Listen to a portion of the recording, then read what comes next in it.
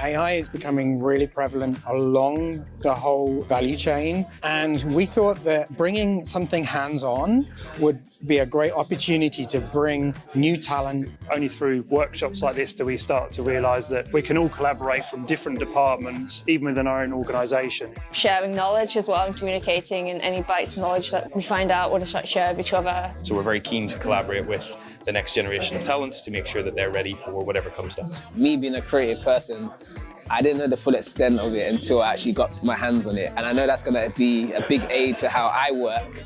And I'm really looking forward to how I can use it for my own projects in the future. IBC is happening the 12th to the 15th of September. Two very important dates to note. The 13th and 14th is IBC's first ever IBC Google Cloud Hackfest with support from the Formula E. We encourage everyone to take part. Doesn't matter your experience, all genders, all backgrounds, everyone's welcome. So check out the IBC website to register, find out more information. See you there.